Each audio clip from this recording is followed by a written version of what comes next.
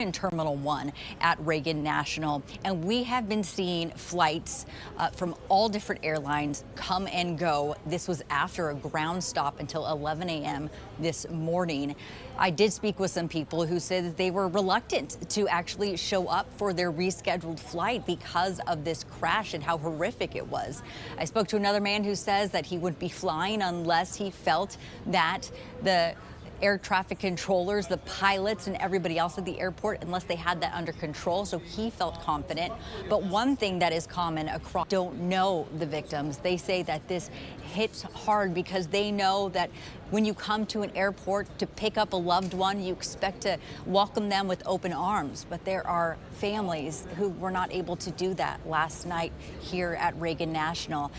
Here's a little bit about the press conference that we listened to that happened about 2:45. Let's listen. Flight data recorders yet. We know they're there. They are underwater. This is not unusual for the NTSB. We have many times recovered flight data recorders in water. We have our lab right here that is about a mile from the NTSB, so it's not unusual. And once we get those, we'll be able to get those read. We will take the time that's necessary, but I'd also like to reiterate, if we find something that is a significant issue that warrants immediate action, we will not hesitate to make those recommendations and make them public. There are a lot of people hurting today. We will help find out what happened. We will do it factually, and we will do it accurately.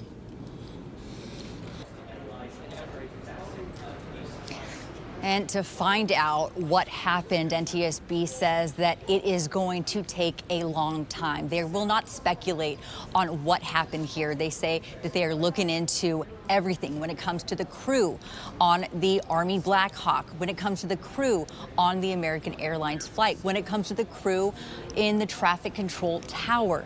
They also say they have a separate group that's going to be looking at the physical evidence and also go through the black boxes. I asked, what about cell phones? Nowadays, people have their cell phones. They record lots of things. They text family members saying that they're on approach to an airport. I asked if that's going to be looked at, and they said that they possibly could be looking at the family members' cell phones to see if there's any communication or possibly any video of this accident. But that would mean having to recover the cell phone from the bottom of the Potomac, which is going to be tough. But around here at Reagan National, it is a solemn day. People are still traveling, but very aware that this is a tough day for the entire country. I'll send it back to you.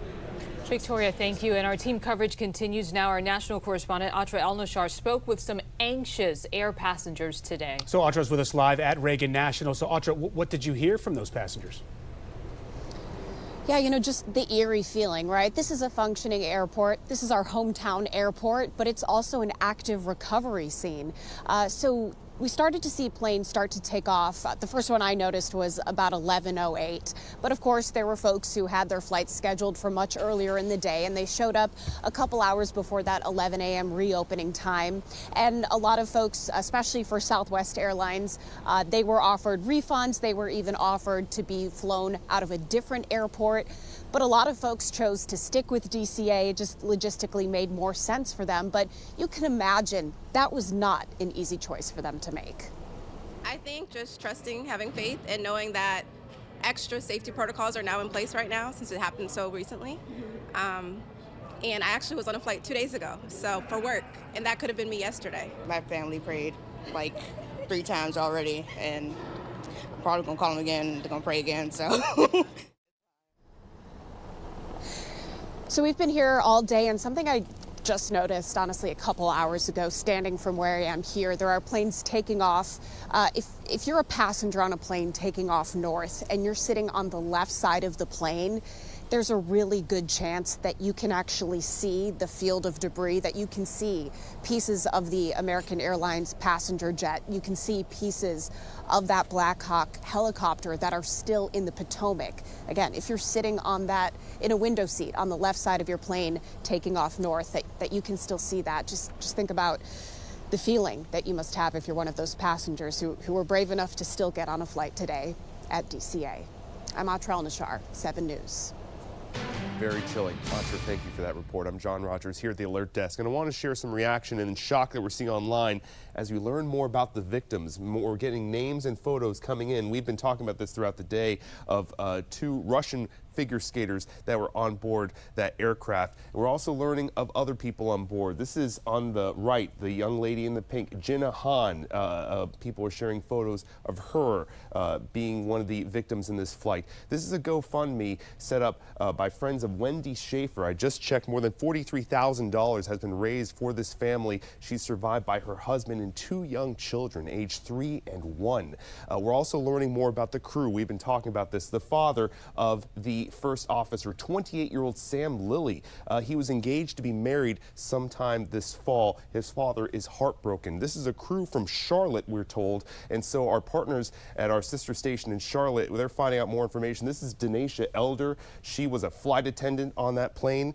This is another flight attendant. This is Ian Epstein. He made everyone smile. His former coworkers say he was very skilled in his time. He was one of the best salesmen in the company. Forgive me, this is before he was a flight attendant. He was a salesman and one of the best salesmen of the company. Again, this is a very tight-knit community, the figure skating community. The International Olympic Committee sent out a statement expressing their heartfelt sympathies. The Skating Club of Boston, they had identified some of the victims from this plane, and the iconic skater Nancy Kerrigan gave a very tearful press conference not too long ago, sharing some of her connection to the victims of this plane here. Christy Yamaguchi, you can go on and on. Even over in Europe right now, they're having the European Figure Skating Championships. They held, some time of mourning, some reflection, even some of the skaters sending messages about their heartfelt condolences to the victims here. So this is something that's captured the entire world, guys. Being able to put faces and names with some of the victims that we've been talking about since very early this morning just underscores the sadness, the amount of tragedy here. John, thank you. We want to check in now with Josh Chapin, who's live near the wharf in D.C. to break down for us the latest on the recovery efforts that we reported to you at the top of the show. They've now been suspended. Yeah, and Josh, this news comes as the American Airlines flight data recorder we learned is still in the river.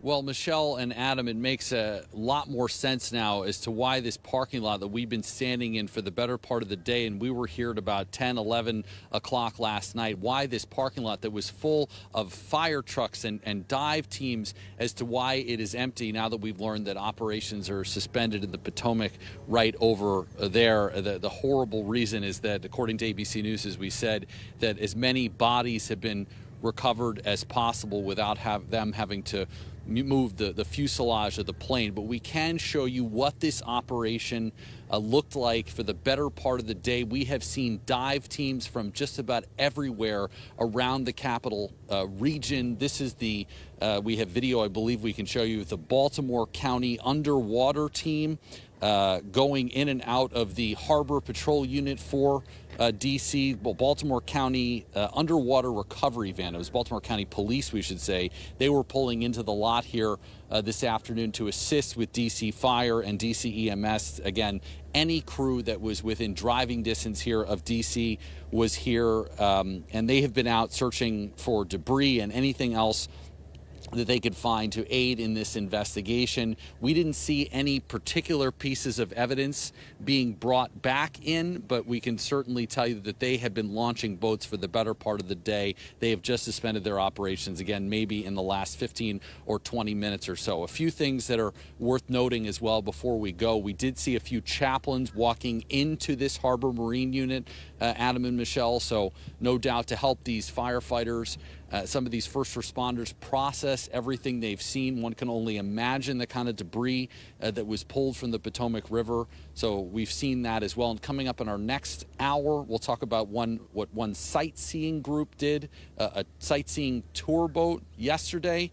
We've talked to their crews, and we have a statement from them about how they're aiding the fire department in their operations. Adam and Michelle, I'll send it back to you. Yeah, the heroics of so many in the community is really trying to make a difference in what is a tragedy. Thank you, Josh. We are getting new reporting right now. I want to mention here on those staffing levels that I mentioned at the top of the hour. The AP is now reporting that one air traffic controller was working 2 positions at the time of this crash, the position, they say, the position configuration was not normal for the time of day and the volume of traffic. That is a direct quote. We also want to update you on a snippet of the dispatch calls that we are getting into the newsroom that happened moments after the crash. Take a listen. I was reporting a CRJ and helicopter crash into the Potomac River. Officer advised there's a helicopter in the water. Been found by boats retrieving injured. They're looking for the aircraft at this moment. And of course, now we know that was the call that led to the massive emergency response. More than 300 first responders rushing to the area. Virginia Governor Glenn Youngkin told reporters this morning he has spoken with D.C. Mayor Muriel Bowser and that Virginia will continue to provide recovery aid. Let's listen to what he had to say. Spoken with the mayor and the Governor Moore in Maryland, the White House, in addition to community engagement. We're going to make sure that these families know that we're praying for them and that we will do everything we can to let them know they're loved and supported. Are you concerned about how much airspace is shared between police and... Yet have you spoken with him? So I had a chance last night to speak with senior officials at the White House. He was monitoring last night in the Situation Room area. And of course, in a moment of tragedy like this, the greater DMV area comes together like no area in the world. And we collaborate, we share resources, we throw everything we've got at it, and that is the federal government as well. And so I, again, want to express we've been seen with the Coast Guard on the scene, federal resources, the FBI, search and rescue teams, fire and rescue teams from all over, and they're continuing to do their work today to make sure that this recovery is completed, and that is the most important thing. And I appreciate it. Folks, I've got a scoop. And while the collision happened in D.C., its impact is also being felt in Kansas. That is where the flight originated from. The mayor of Wichita held a press conference this morning. Here's what she had to say. We have been told that there are no survivors.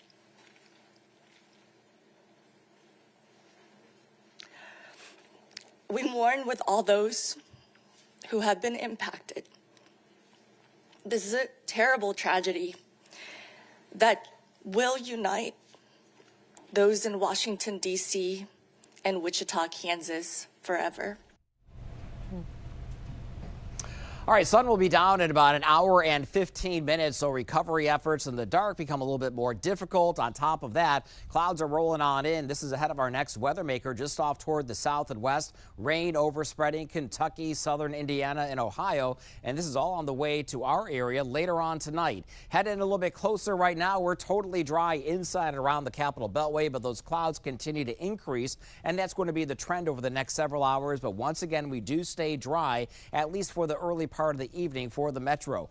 51 degrees in Potomac. It's 53 downtown. Fort Belvoir now at 50. Once again, a little bit above normal for this time of year. Our average is at 45. Now check out the white line here. Notice how it goes way, way up after midnight tonight. It stays up as we head through the day tomorrow and then suddenly drops tomorrow night. The higher the white line, the better the likelihood for wet weather. And we could be looking at anywhere between 1/2 inch and 1 inch of rain by the time the system finally moves out of here late tomorrow night. So tomorrow is definitely going to be a soggy day. Good time to have your First Alert weather app ready to go. Clouds are rolling in 6 o'clock, 7 o'clock. We're still dry, at least for the end of the evening rush hour commute. And then as we head into the overnight, those wet weather chances will begin to go up, mainly after midnight. Steadier rain come early tomorrow morning at the bus stop, and that's going to continue midday through the afternoon and then into early evening. Coming up in just a few minutes, look at our 7-day outlook. We have our ups and our downs and our next best chance for wet weather after Friday.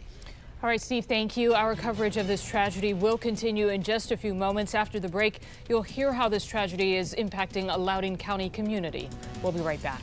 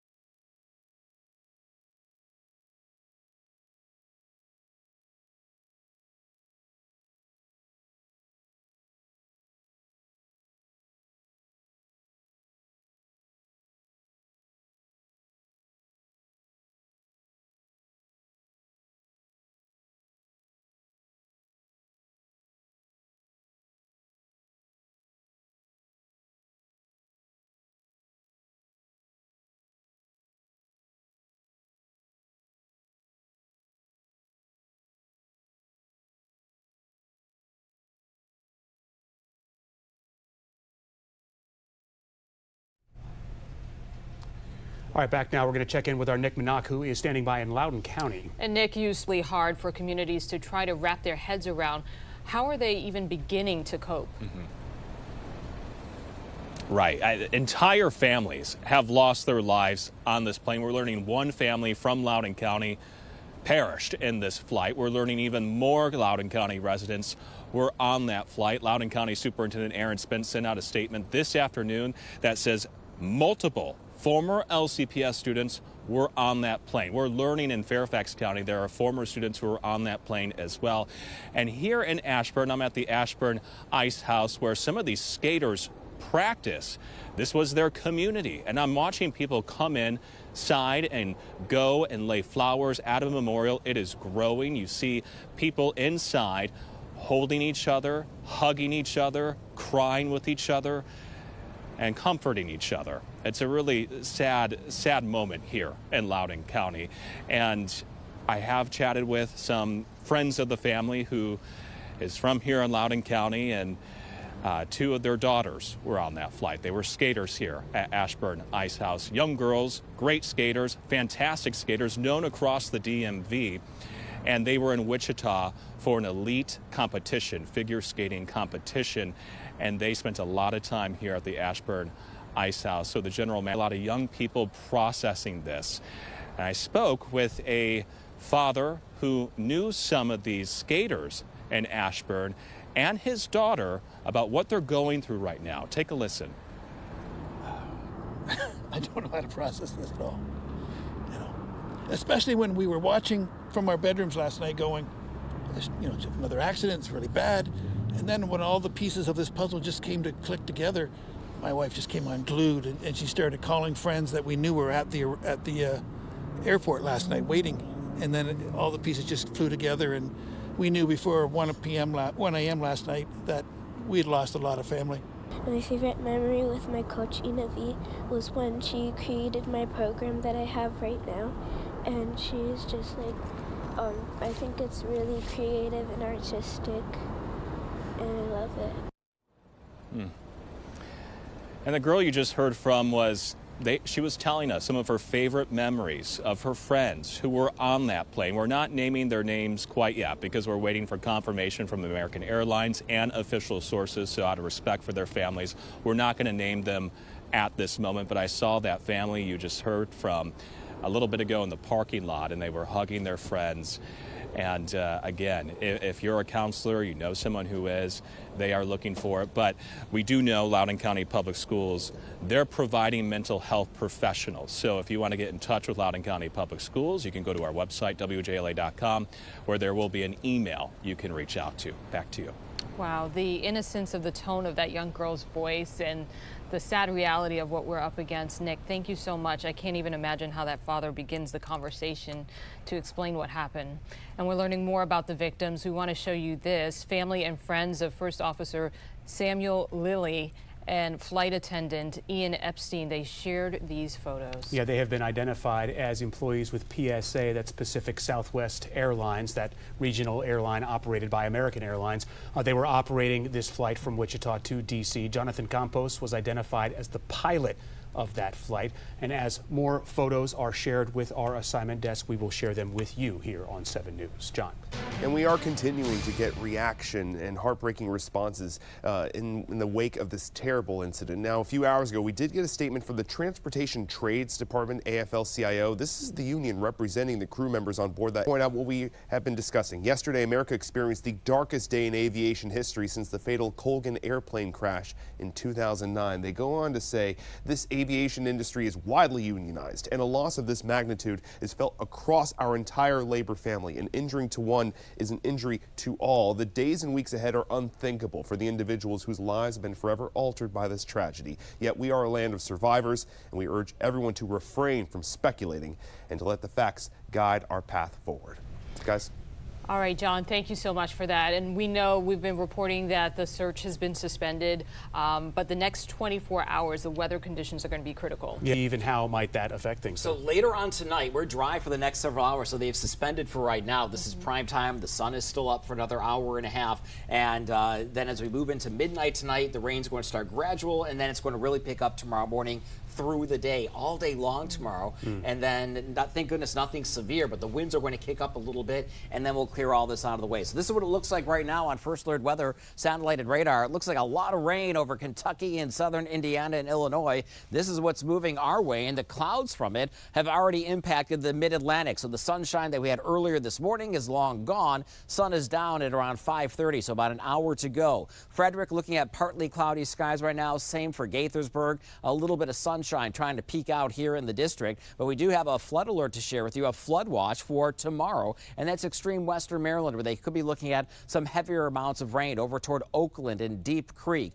Here's our future cast, and we'll put this in motion for you. 9 o'clock tonight. Notice that we're still dry. Cloud deck firmly in place. But south and west of D.C., that's where the wet weather will be. But by midnight tonight, it overspreads the metro area. It does become a little bit on the breezy side, but nothing like we had yesterday with those really gusty winds. Tomorrow, 6 a.m., there's the wet weather again. Notice the darker shades, even some yellows and some oranges beginning to mix in. That's more moderate rainfall, and we'll see that during the midday through the afternoon. And then by late afternoon, early evening, that back edge just off toward the north and west, that's going to slide through. Our skies begin to clear on out, and by tomorrow night, we should be looking at stars for parts of the area off toward the north and west, and that's going to be a cooler, dry day as we move into the day on Saturday with highs that will only be in the 40s. How much rain are we talking about? Anywhere between a ½ inch to an inch. Could be looking at a little bit more south of D.C., a little bit less along the Maryland-Pennsylvania border, but inside the Beltway, the district, Arlington and Alexandria,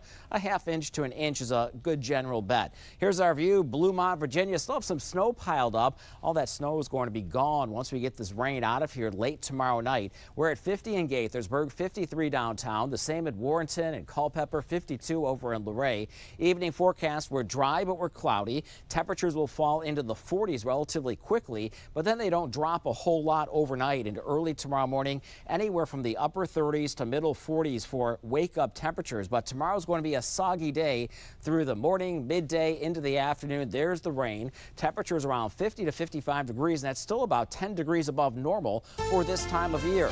Next 7 days look like this. Once we get the rain out of the way tomorrow, we have Groundhog Day on Sunday. Looks like a cloudy day with temperatures that are going to be in the middle 40s. We jump up about 20 degrees moving into Monday, cool things down a little bit, and then showers Wednesday and Thursday of next week. But that roller coaster ride for temperatures will continue for at least the next 7 to 10 days. John?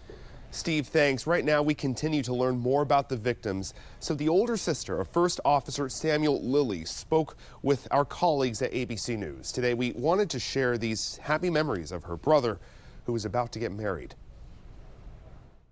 Samuel Lilly, the co-pilot, was my baby brother. He was fun and adventurous, and we had a really tight relationship. My dad and I, it was a lot tougher than he thought it was going to be, but he pursued and kicked butt through it, and then he loved what he did. He often traveled with his fiance, when he wasn't flying. They just got back from a trip to Ireland.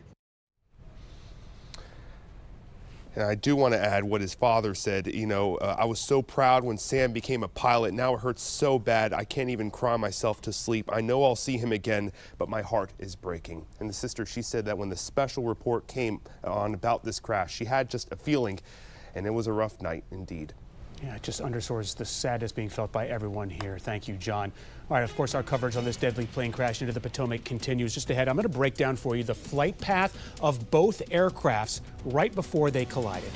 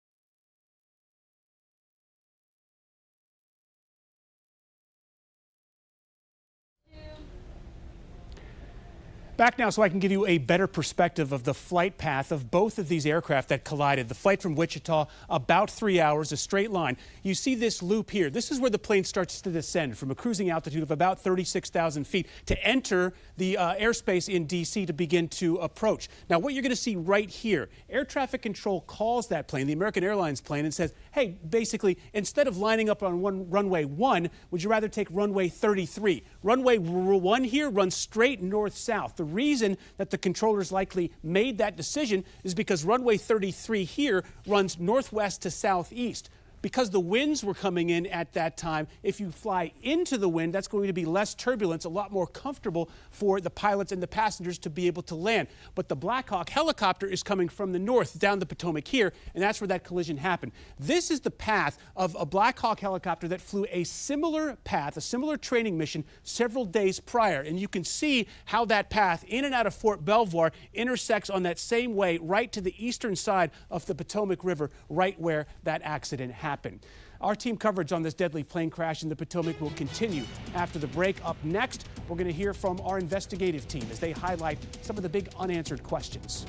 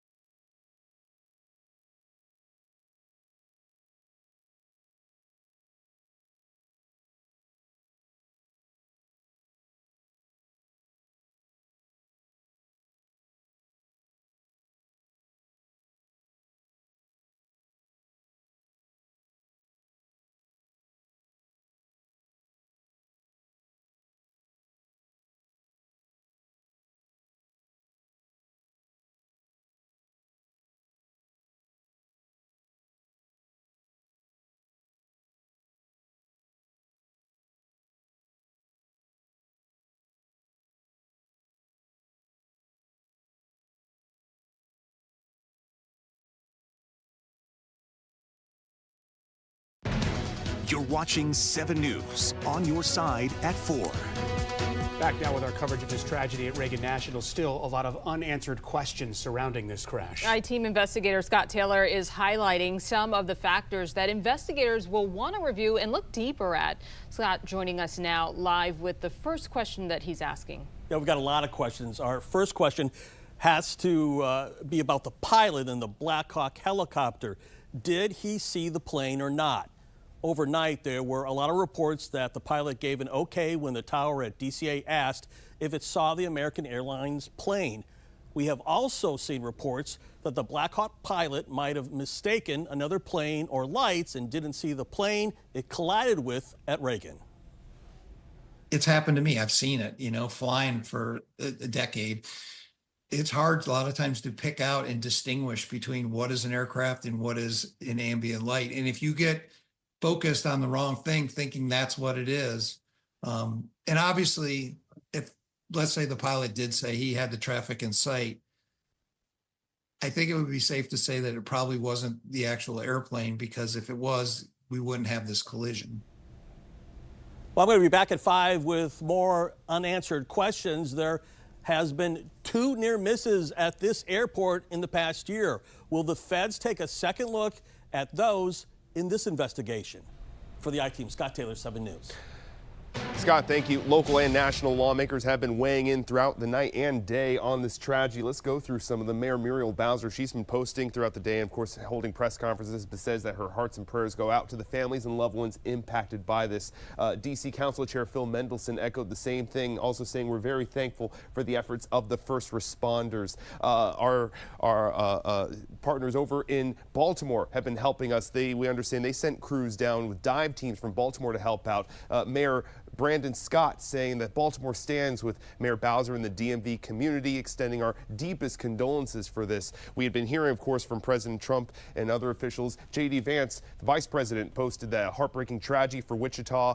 Eternal rest grant unto them, O Lord, and let perpetual light shine upon them. First Lady Melania Trump also praying for those who sadly lost their lives. Now, there are a few people in Trump's cabinet who are getting quite a first day on the job. Sean Duffy had just been sworn in hours before this incident, and so he tweeted that what happened today, the transportation secretary, should never have happened. I want the families of the victims to know that they have my word. I will not rest until you have the truth.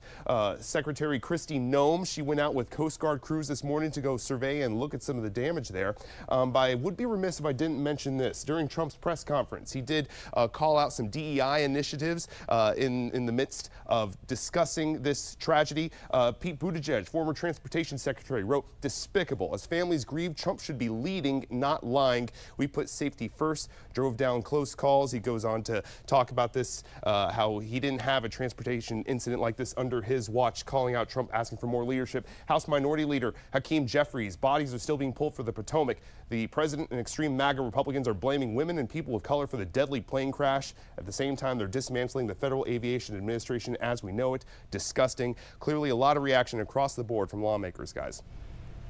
All right, there certainly is. We continue our breaking news coverage as we give you another live look at the Potomac River, where a large debris field is, and they are actively searching for parts of the aircraft that were involved, as well as the black boxes.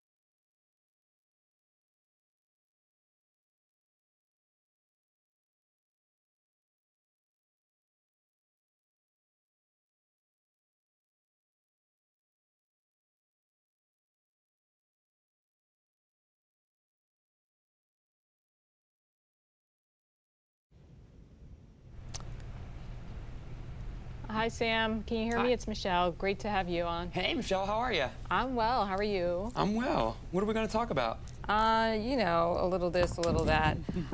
No, really. We're going to tap into just your expertise being over this beat and talk about misinformation. Is that a factor so far in the investigation?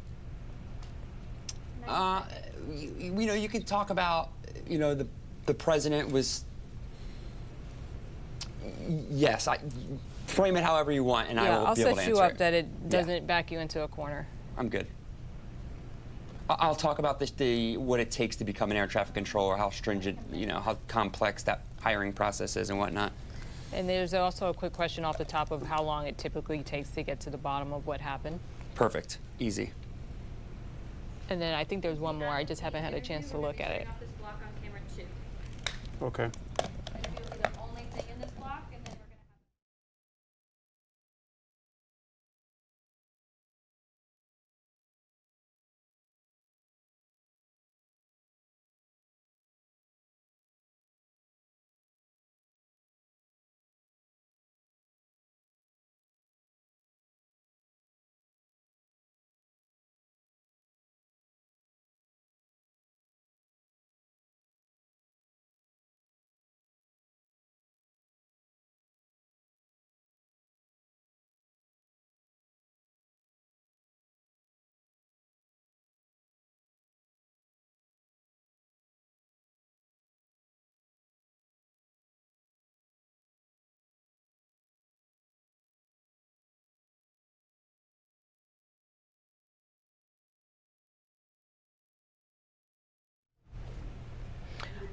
All right, well, now joining us is Sam Sweeney, who heads the transportation coverage over at ABC News. All right, so Sam, thanks so much for coming on with us. I want to start with this. During an incident like this, on average, how long does it typically take to get an answer to what happened? We heard President Trump musing about that in his news conference, that it can take years before we ever figure it out.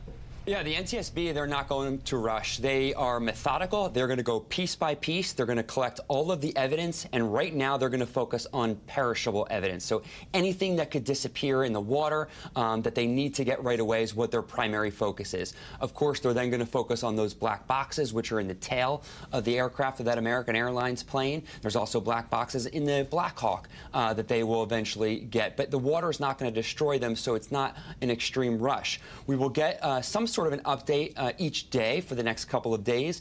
Then we'll get a preliminary report in 30 days, but it could be 18 to 24 months before we learn the final cause of this incident. Sam, when there's a major incident like this, there are so many internet sleuths, if you will, and there's high interest in a story like this and really a hunger for information. Is online misinformation impacting things and causing confusion out there? Yeah, I mean, that's always going to be an issue in the environment that we are living right now. And right now, a lot of people are focusing on staffing. Who was in the tower? Who was in the cockpits? Were they hired based on merit? Right now, there is nothing to suggest that anybody in any of these positions was not qualified. To be an air traffic controller is extraordinarily difficult. You have to be under the age of 31. You have to retire by the time you're 55. You have to go through medical exams. You have to go through written exams. Then you go through an extended training program. By the time all of your training is done, you've spent 4 years before you might be in an air traffic control tower. And that is just a regional, smaller airport situation. To get into the tower at Reagan National Airport, you are the best of the best, and you can handle these situations and these complex environments in some of the busiest airspace in the country. Sam, it's not only ATC that's going to get a close look here, but also, mid-air collision. It's been decades since we've had one like this. I mean, since the 90s, TCAS, which is the Traffic Collision Avoidance System, has been mandated in all commercial aircraft. But so many questions about, did this military aircraft have one? If they did they have it on? Is it effective at low altitude? All of these questions. Are you hearing stuff like this from folks in the aviation community? Yeah, so Black Hawk helicopters don't have the collision avoidance system, but that American Airlines plane did. But oftentimes below 1,000 feet, that system is disabled because you are in the final stretches of flight. You have to focus on it would be ringing nonstop. One example that someone used is you have your doorbell camera on, and when an intruder comes or a package is delivered and you're at work, you hear it, you look. But if you're having a party at your house, you're not going to have your doorbell camera on because it's going to be ringing nonstop. That's similar to this system because there's so many aircraft in the area, on the ground at the airport. It would go crazy if they had it on at this low altitude. Now, Sam, you spoke about the requirements to be in the air traffic control tower, but tell us about the seating configuration because the Associated Press put out a report that they got their hands on that is bringing into question the seating arrangements and indicates that one person was potentially working 2 positions. Can you explain what that looks like? Sure. So normally at DCA, there are 2 people working what's called the local position and the helicopter position because of all the traffic. But as the night goes on and the traffic diminishes, the supervisor can look at the traffic loads and say, hey, look, not so many planes and helicopters in the air. We're going to reduce 2 positions into 1 position. And that happens fairly regularly. But typically, it doesn't happen until after 9:30 p.m. Last night, they did this 40 minutes early because they determined the traffic was low enough. Where local politicians were ringing the alarm bells last March when Congress decided to go ahead and add additional slots to the airport. We know that those flights haven't actually started yet, but they've been talking for months and years about ATC and about the systems in place there, worried that something like this might happen. Any final perspective on that point? Yeah, that's certainly a concern, and they're going to look at that. As you mentioned, we've heard so much about this, that runway 1 at Reagan National is the busiest runway in the entire country. It is one after another. If you listen to the air traffic control audio before this event, you hear the air traffic controller clearing other planes for takeoff, and he says, no delay on the roll, which means go. And another one just moments before, he says immediate takeoff, which means go. There is no room for error here because they are so condensed there. They have to get these planes in. As soon as one lands, another one is right behind it, and then oftentimes they get another plane to take off in between those two. It is a lot of choreography there. For sure. Sam Sweeney, thank you so much for joining us and sharing your insight, transportation correspondent for ABC News. Thank you so much. Thank you. Still ahead, a lot of questions that remain unanswered. We'll continue to keep you updated as we learn new details in this investigation. Yeah, we're going to take a quick break and then check back in with our crews who are in the field right after this.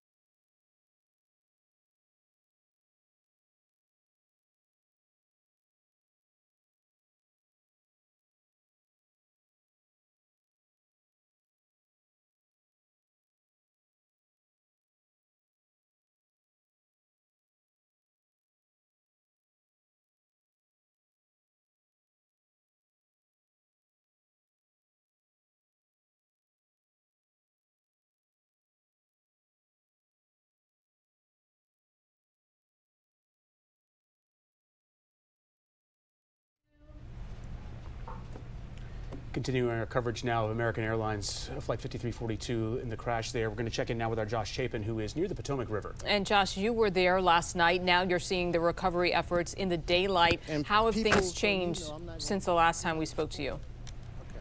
So here's the funny thing, because people always say. Okay, let's switch mics. I think we're on the wrong source. Go ahead. Okay, I'm just making sure you guys can hear me here. Oh, okay, we can establish contact here, but just talk about the vibe here. It is so different with those crews, and that is remaining, if we can go over to that, is the Metropolitan Police boat. But it is highly likely that that boat is here at all times, considering that this is the Harbor Patrol Unit for the Metropolitan Police Department. Well, we can show you some video that we shot a short time ago of some of those rescue teams packing up their operation. This is the DC Fire and EMS dive team. Again, they had all their stuff and leaving with the rescue squad truck there. This comes again after we found out this afternoon, Michelle and Adam, that operations have been suspended on the Potomac. For now, we've seen crews here all day from all over, from Baltimore City to Baltimore County Police, all working long shift to aid in the investigation along the river. And Adam and Michelle, it's interesting to note, I saw a tweet just a short time ago from the Washington Council of Governments. I also saw this from Fairfax County. They said, if you have information about the recovery efforts at the Potomac River or the Anacostia River, call 911. Don't try and touch the items and remove them yourself. So we know so many people who are out here leaving work, just walking around, want to see what is going on. best to stay away from any debris or anything that floats down the river. And if you do see something, to call the authorities right away. Adam and Michelle, back to you. All right, that's such a good point and a reminder to people, because we did see a lot of spectators out. You were out there, Dangerfield Island, and the number of people that showed up as the night went on just to see what was happening. From me and maybe 8 other people, and there must have been 200 or 300 people when I left at around midnight last night. But talking about the debris, I mean, keep in mind there's a current in the Potomac, and water flows down the Potomac. It doesn't float up toward Georgetown. And it was dark for 10 hours. 10 hours, the first 10 hours of this investigation, so easily something could have slipped and past already all those boats. around National Harbor, they have the areas off, and then Old Town Alexandria, another area that will see more than likely something. So don't touch it. Just call 911 to help you out. And we're expecting some rain. How much and how might that affect the conditions on the river? About 1 inch to 1.5 inches of rain is on the way, and depending on your location. So it's going to start to pick up later on tonight, but just follow the bars as it goes higher and higher. That's when the rain becomes steady and perhaps heavier and heavier, and that is tomorrow morning through midday into the afternoon, and then it begins to settle down a little bit, but it's going to be a very soggy day tomorrow. This is the weather maker. It's just off toward the south and west of us. We're totally dry out there right now. The clouds are continuing to increase. We stay dry for another several hours, but our futurecast does want to bring wet weather in here around midnight tonight. Pretty much all areas inside around the Capital Beltway, and that trend will continue for the most part come early tomorrow morning. Then it picks up midday, the yellows and the oranges, that's heavier rain, and then this leaves our area by tomorrow evening, and then our skies begin to gradually clear with cooler, drier weather for the weekend. Here's the rain totals that we're expecting around here, anywhere between 1/2 inch to 1 inch. Some neighborhoods south and west of D.C. may see a little bit more than that. Our high today, I'll leave you with this, made it up, of course, the clouds and rain will likely slow down the morning commute and the evening rush hour commute.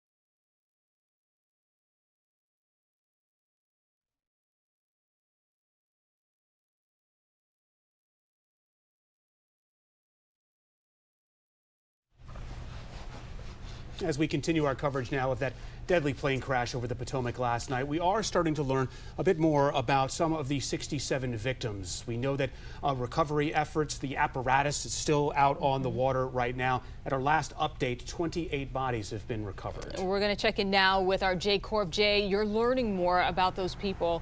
What have you found out? Yes, Michelle and Adam, multiple sources have confirmed to 7 News that at least 4 of the victims were from here where we are presently in the Waldorf, La Plata, Prince George's County area of southern Maryland. We also know that at least 3 of the victims, maybe more, were actually friends, and they were coming home from a hunting trip in Kansas when they were aboard Flight 5342. We have also confirmed from the United Association, that is the national and international union for the pipe fitting and plumbing industries, that 4 of the victims were steam fitters who worked out of a local hall in Prince George's County, UA Local 602 in Capitol Heights, Maryland. We do not know yet, since names have not been released, if the hunters and the steam fitters are one and the same. Today, United Association released 4 of our members of the Steamfitters Local 602 were among the victims aboard Flight 5342. Our focus now is on providing support and care to the families of our brothers. These ones, may they forever rest in peace. I should note here in southern Maryland that folks know each other, and word's beginning to go around. We've talked to some business owners associated with the hunting industry, and they are hearing that friends have perished and they are devastated. Reporting live, I'm Jay Korf. Now back to you. 7 News on your side at 5 starts now. We begin with a breaking news alert. Military helicopter near Reagan National Airport. We have teams at the airport and out where investigative efforts are still underway in the Potomac River. This has been a rapidly developing situation, so thank you so much. Have all been working together on this massive recovery operation that we've been seeing in the very frigid waters of the Potomac River. So we do know this. Right now, those recovery efforts, they have stopped, been brought to a halt. This after 40 bodies have been found. Officials say that in order to find more victims, they'll need to move parts of the plane that are still in the water. The crash happened just before 9 o'clock last night. Also, new details that we're learning tonight. We're learning that the air traffic control tower there at DCA last night may not have had typical staffing levels at the time of the crash. This is something that we're working to learn more about, and we'll, of course, continue to update you as we learn more about that. Meantime, all 64 people on board the passenger plane and the 3 service members on the Black Hawk helicopter are believed to have died in the crash. A ground stop at Reagan National Airport lifted at 11 o'clock this morning, with a flight from Minneapolis landing just moments later. And at this hour, we are among them 2 young girls from Loudoun County and their father, an ice skating coach from Ashburn, former Fairfax County schools, members of the Steamfitters Union, and several young figure skaters and coach from Wichita, Kansas. That's where a skating development camp was held last week. We got an update just a couple hours ago from the NTSB. This was the latest update, which will be in the lead. They will lead this federal agency investigation. Other agencies involved include the FAA, the DOT, and the Department of Defense. The FBI also involved. This is going to be a years-long process as investigators work to figure out what went wrong last night. And federal levels of government. As part of any investigation, we look at the human, the machine, and the environment. So we will look at all the humans that were involved in this accident. Again, we will look at the aircraft, we will look at the helicopter, we will look at the environment in which they were operating in. That is standard in any part of our investigation. All right, we have the Wichita mayor who is speaking right now. That's a news conference happening. Let's listen in. I want to say thank you to many of the individuals in our community who donated water, donated food, and trying to make it comfortable for those who are trying to report about this tragedy from our community, as well as those who have friends and families affected. I am really grateful to the kindness of Wichita. We've had donations, again, from all across the city, so again, thank you. We also have grief assistance that Sedgwick County is providing, and there will be further information regarding that in the coming hours. That is who Wichita is. For those that don't know Wichita, Kansas is the air built on being together and working together. And we have an opportunity to use our words for comfort. We can use our actions towards helping and uplifting one another. And here in our community, we unite. And you saw that, the spectrum. You saw people of all races, of all backgrounds, because Wichita is very diverse, and I'm proud to come from this community. This is my community. I've grown up here, and I'm proud to be a Wichitan. And I'm proud that this community is coming together in a time like this, in a tragic event that should unite us all to remember that life is precious. So at this time, I would like to invite Kansas Governor Laura Kelly to provide remarks. Well, thank you, Mayor, and good afternoon, everybody. I really do appreciate all of your being here. It is very important that the people who have been affected by this tragedy know that they've got folks on the ground working on their behalf. I have been incredibly impressed with the response of Cross and a number of other nonprofit groups that have really gathered together to be as responsive as is humanly possible to meet the needs of those who've been impacted by this incredible tragedy. So I'd also like, Mayor and I have been on the phone constantly since last night with representatives from the National Transportation Safety Board, from the governors of Virginia and Maryland, and all sorts of other folks who are involved with this tragedy. And I can assure you that they are working as hard and as fast as they possibly can. I mean, they had first responders from multiple jurisdictions respond last night, all through the night. First for the rescue and then for the recovery operations. So what can be done is being done. I know that the Red Cross has set up a center in Bethesda, Maryland, I believe at the Hyatt Regency, for folks who are on that end of this tragedy, and that we have the Red Cross set up here at Eisenhower Terminal. So there are resources available for people. The other thing we would like is American Airlines is responsible for notifying the families of the folks who perished in this plane crash. They would like it very much if you think you might know somebody, if you think a friend of yours, a family member, or someone else was on that plane, please contact American Airlines and let me give you their number. It is 1-800-679-8215. Let me repeat that. 800-679-8215. If you have any suspicion that you knew somebody on that plane, please call that number. And I also like to thank the press for being here in such force. You know, you are all right, Laura Kelly, the governor of Kansas there. Our team has said during this press conference we'll be able to turn that around and get that to you just as soon as possible. Also, we heard from President Trump earlier today saying that the nation grieves the lives lost in this crash. He also announced the appointment of an acting commissioner for the FAA, Christopher Rochelow. He has worked for the FAA for the past 22 years. But the president's address quickly turned political as he blamed diversity policies and transportation protocols rolled out during the Biden administration for this crash. He signed a memorandum today to roll back diversity, equity, and inclusion policies at the Department of Transportation. His claims sparking controversy, one, because there's no evidence right now that DEI played a role in this crash, and also many families are still waiting to learn what happened to their loved ones in the crash.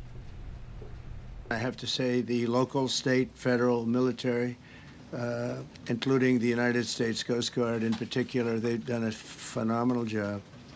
So quick, so fast. It was mobilized immediately. The work is now shifted to a recovery mission. Sadly, there are no survivors. This was a dark and excruciating night in our nation's capital and in our nation's history, and a tragedy of terrible proportions. As one nation, we grieve for every precious soul that has been taken from us so suddenly. And we are a country of, really, we are in mourning. This has really shaken a lot of people, including people, very sadly, from other nations who were on the flight. For the family members back in Wichita, Kansas, here in Washington, D.C., and throughout the United States and in Russia, we have a Russia contingent, some very talented people, unfortunately, were on that plane. Very, very, very sorry about that. The FAA website shows that the agency's guidance on diversity hiring were last updated on March 23rd of 22. They wanted to make it even more so. And then I came in, and I assume maybe this is the reason. The FAA, which is overseen by Secretary Pete Buttigieg, a real winner. He was a disaster as a mayor. He ran his city into the ground, and he's a disaster now. He's just got a good line of the department. 45,000 people, and he's run it right into the ground with his diversity. Trump also calling out his predecessors, President Obama and Biden, in that press conference. Well, former DOT Secretary Pete Buttigieg defending air traffic controllers in a message put out on social media and defending the DOT's safety record during his tenure, saying there were no deadly commercial airline crashes in that time.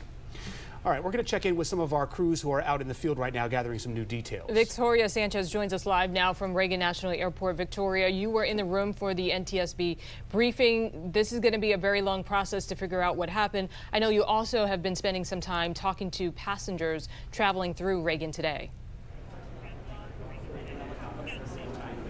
All right, I'm having a little bit trouble hearing you, but this is what I can tell you. We have been at Reagan National all day, and it was about 2:45. The NTSB came out and gave their first press briefing, and they said that while they were here at the accident site yesterday, they waited until the very last moment to go in to start their investigation because they didn't want to disrupt the search and rescue. And as we know, it is now a recovery when it comes to all the souls on board the airplane and the helicopter. If we can kind of show where we are, Mike, we are in Terminal 1. And since the ground stop was lifted this morning at 11, planes are going in and out of the airport. I've been speaking with passengers who say they were a little wary to get back on a flight after it had been canceled because of that ground stop, but they still said that they were getting on board and also sent their condolences to the family members of the lost loved ones.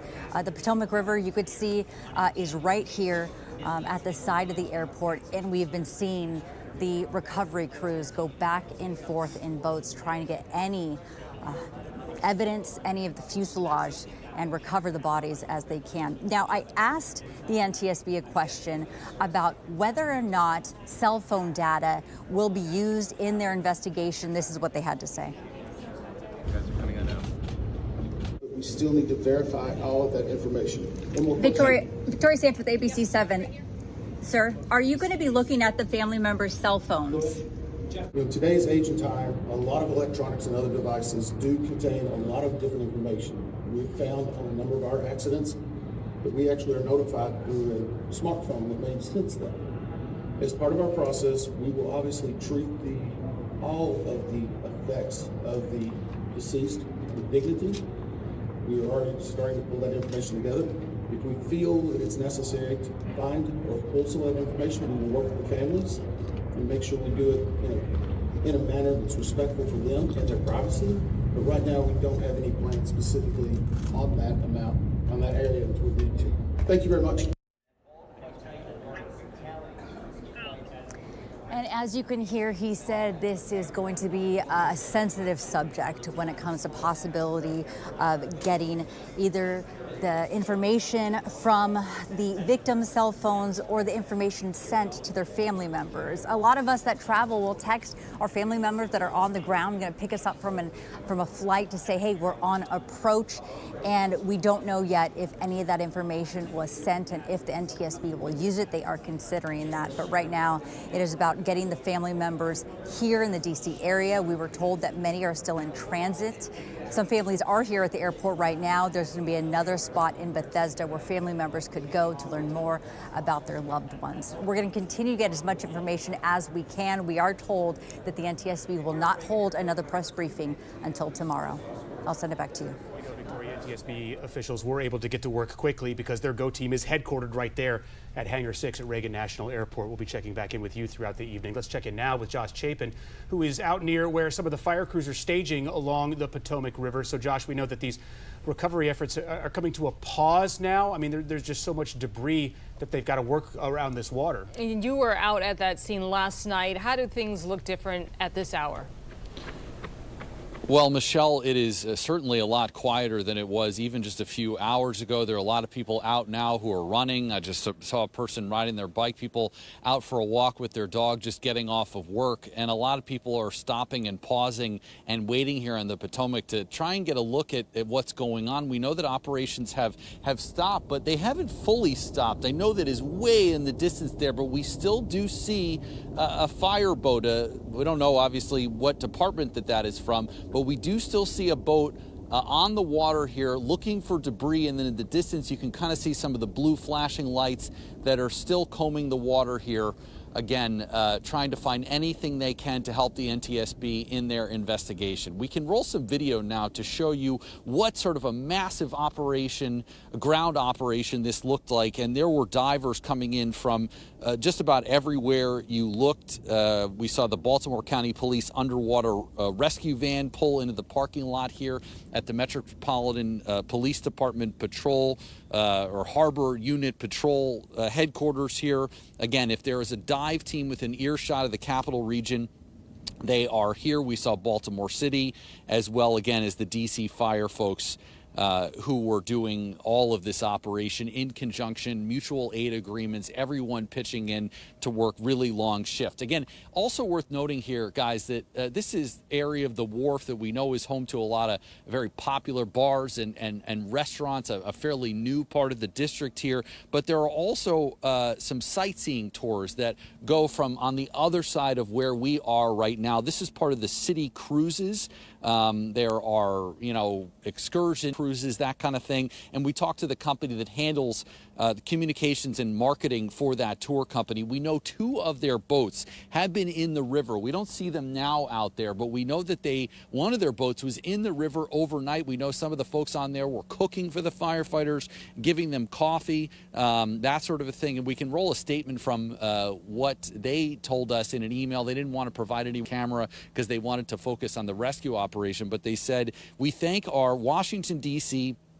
and Alexandria-based crews on board National Elite," that is the name of the boat on the side, "for their rapid response throughout the night. Additional support from our Inner Harbor Spirit will now collaborate with local and federal authorities." They went on to say, "No word can adequately convey our sadness for the victims and their families, and we are holding them close in our hearts."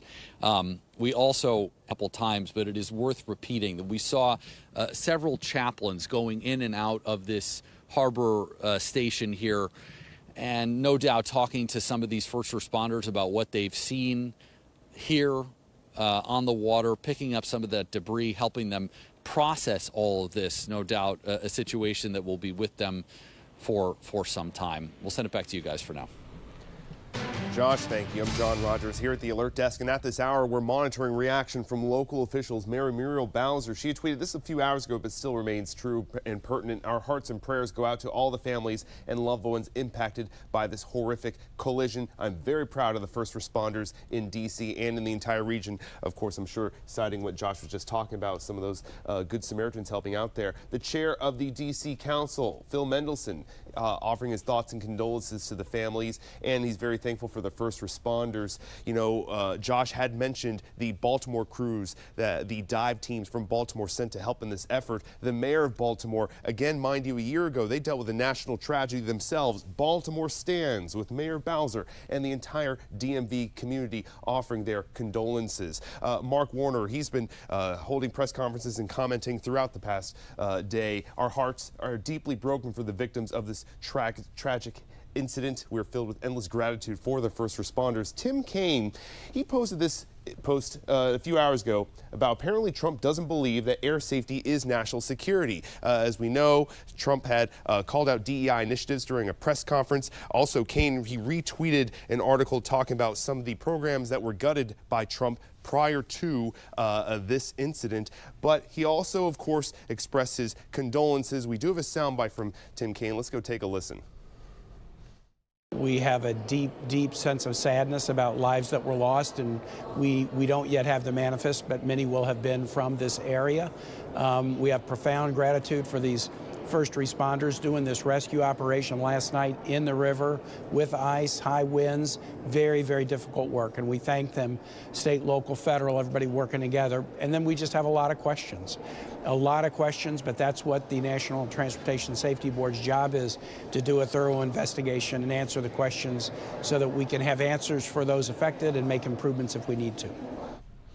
Now, I do want to share this message from U.S. Park Police. Josh had mentioned about a lot of people walking outside. It's very popular to go to Gravelly Point to look at the planes. I drove by there on my way to work. The area is closed off. Park Police saying this: Dangerfield Island and Gravelly Point remain closed for response efforts. Pedestrians also need to avoid these areas and follow police direction. It's very obvious when you get there, so it should be very clear to stay away and let these authorities do their jobs. Also, we're seeing messages from Prince George's County Fire and from Fairfax County. Remember, these are multi-agency efforts there, telling people that if these efforts are going to continue, if you have any information or if you sadly have encountered debris, please call authorities immediately. John, so sad that just less than 24 hours since this tragedy unfolded, we're already getting very aggressive political finger pointing. Seems like the time for that can wait until we, unfold some more of this investigation. Absolutely. And that's what we heard from the mayor of Wichita.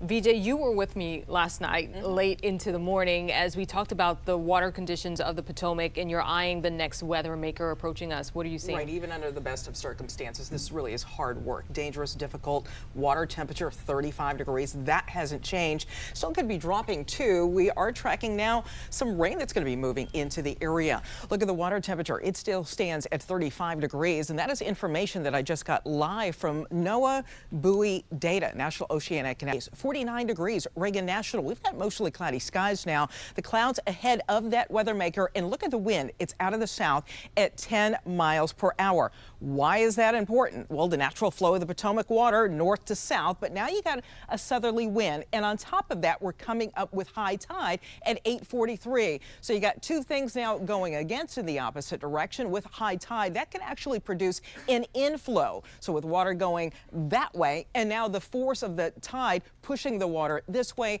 that does create some turbulence, some choppiness on the top of the water, on top of the Potomac there for that for the rescue workers that are going in. All right, so where's the next weather maker? It is right here, some 240 miles away. We've got the clouds now. That's the leading edge of the rain, southern West Virginia. There's the storm system. It's still in Arkansas, but look at the heavy rain that's in between. That's what we are going to have tomorrow, some heavy rain around the area. So zooming in, again, all is quiet here right now. Look at the timeline, your future radar, the rain overspreading the area by 10:30, 11 o'clock. It's southwest to northeast, that movement. 3 o'clock, some wet weather, but look at how soggy tomorrow morning is going to be. Starting at 6 o'clock and continuing, these waves of rain moving on through. There's some heavy rain around lunchtime tomorrow, 1 o'clock, 2 o'clock, even around 3 o'clock up in Montgomery County. It's still raining at 6 o'clock. Lots of hours here with that wet weather, which means we could get quite a bit. Right now, the timing is midnight for most of the rain. The heaviest going to be 10 a.m. until 4 p.m. That's heaviest 10 a.m. until 4 p.m. with rainfall around an inch. Wind gusts with this system about 25 miles per hour. Again, those areas in yellow, about a ½ inch north and west of the area, with temperatures here this evening that are going to be dropping off into the mid 40s, and then a high temperature tomorrow as we bring it on with the rain pretty much all day at 55 degrees. I'll back out of the way. You can see the weekend. We'll have more on that next. Sunshine for Saturday, close to 50.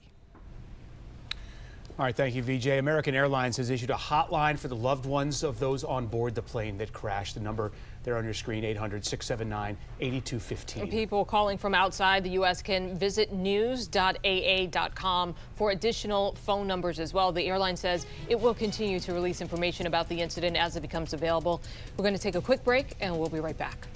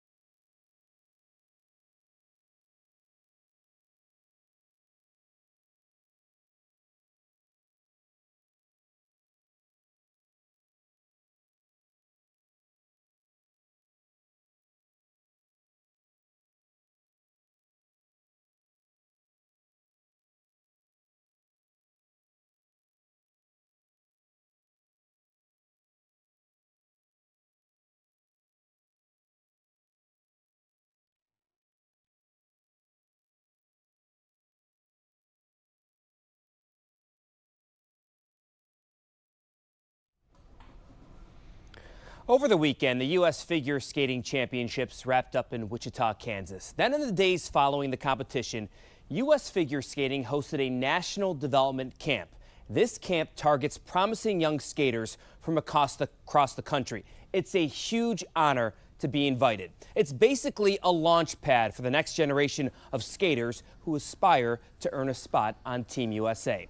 As we have learned over the last several hours, many of the people in the plane crash were returning home from that development camp in Wichita. Skaters, coaches, parents losing their lives in this tragedy. In fact, the reigning world and national champion in men's figure skating is from right here in Vienna, Virginia. His name is Ilya Malinin. Over the weekend in Wichita, he won his third straight national title. Today, Ilya put out this statement on his Instagram story. He said, "I'm heartbroken by the tragic loss of my fellow skaters in this devastating accident. The figure skating community is family, and this loss is beyond words. My thoughts are with their families, friends, and everyone affected. We will never forget them." Today was supposed to be a big day for the Washington Mystics. The team was scheduled to officially introduce new head coach Sidney Johnson and their new general manager. But in light of the tragic plane crash, the Mystics postponed the press conference. A rescheduled date will be provided in the coming days. Meanwhile, before tonight's game in Ottawa, Caps head coach Spencer Carberry opened his media availability by saying this about the crash. This heartfelt condolences to all the families, people affected by the tragedy back home in DC and the accident. And it's so close to home. I've you know, all of us as players, staff, have family members, us directly fly in and out of that airport constantly throughout the year. And so it's, yeah, this one hits really, really close to home for us. Yeah, well said there by Spencer Carberry. Certainly everybody involved with our DC sports community mourning this horrible tragedy that has impacted our region. Adam? Yeah, back with more updates on what we're learning, new details now about that deadly plane crash over the Potomac River. Yeah, as the sun begins to set, we're starting to hear more now from people who knew the victims. We'll be right back.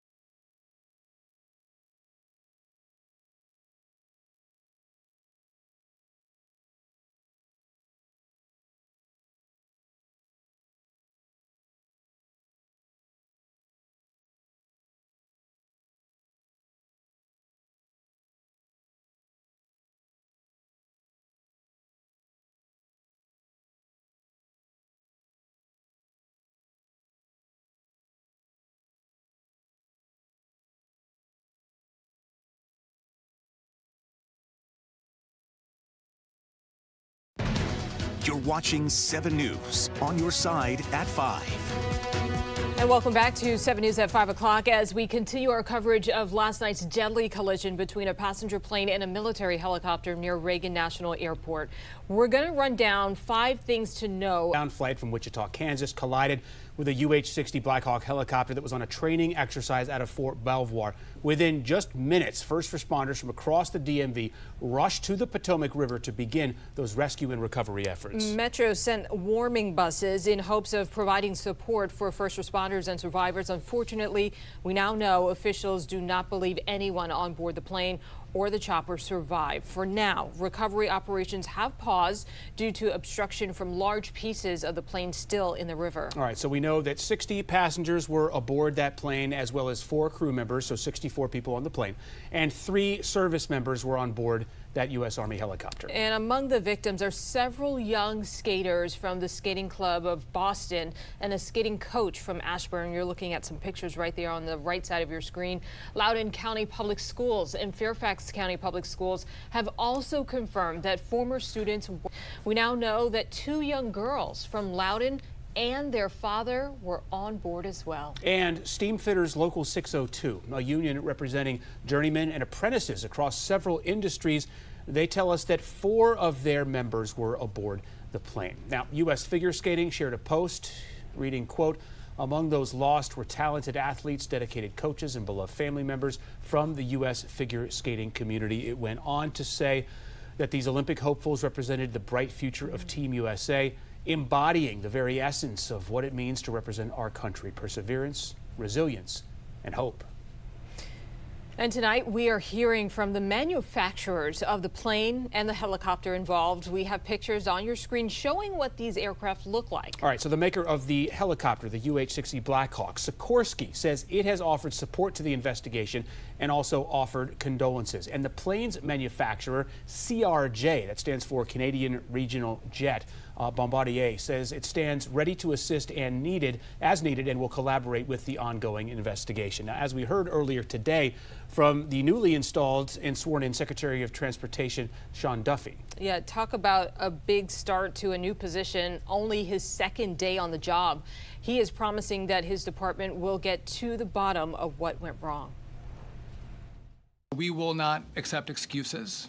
We will not accept passing the buck. We are going to take responsibility at the Department of Transportation and the FAA to make sure we have the reforms that have been dictated by President Trump in place to make sure that these mistakes do not happen again.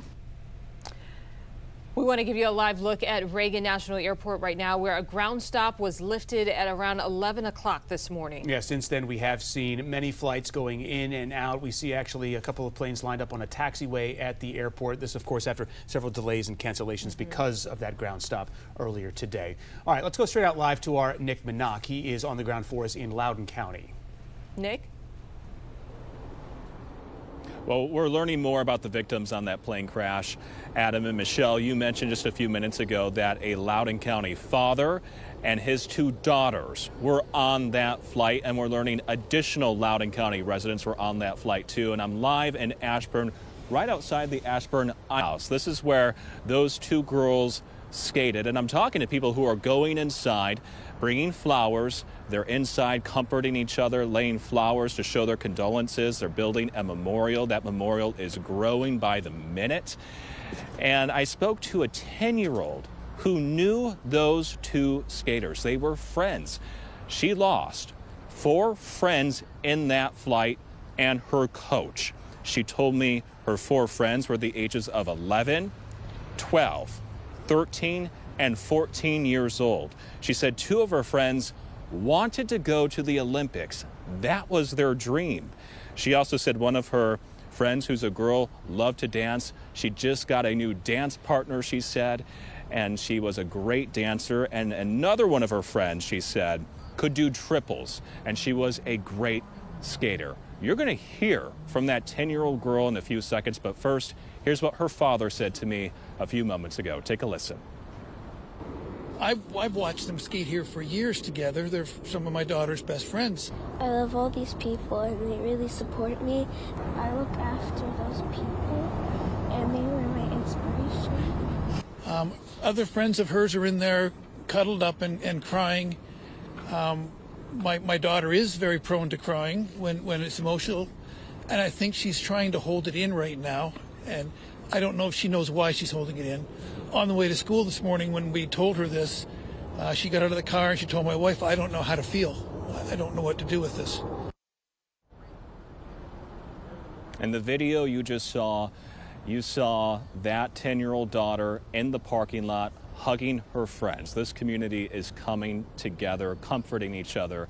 And part of the video you just saw was the memorial inside the Ashburn Ice House. It was a part of the early movement in Loudoun County to try to open up the schools. You might recall 7 News reporting on that. And we've seen him go to school board meetings. I can tell you he loved his daughters. The man you just heard from, I asked him a few moments ago, how can the community help you? How can we support you? And he said, if you want to show your support, you can come and watch these skaters skate. That's what they love. Back to you. Yeah, just for that 10-year-old girl and her father processing, Nick, the enormity of this loss. I heard the interview you did with the father saying that that little girl still wanted to show up for practice today. Nick, thank you. We're also hearing from the head of a Massachusetts ice skating club. 6 members of that club were on board this flight from Wichita that crashed. They were on their way back from a development camp. He shared some insight this morning into their personalities. Spencer, in the best way possible, was a crazy kid, highly talented, like incredibly talented, has not been skating that long and just rocketing to the top of the sport.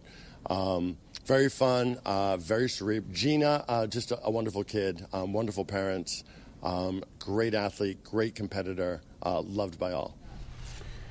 Well, now as flights resume at DCA, there is debris still visible in the Potomac. The DHS Secretary Kristi Noem sharing some photos today, some of what remains of that helicopter. Audra El-Nashar has been speaking to passengers who decided to keep their travel plans today. What did they tell you, Audra? That had to be a anxiety-filled decision to board a plane a day after something like this.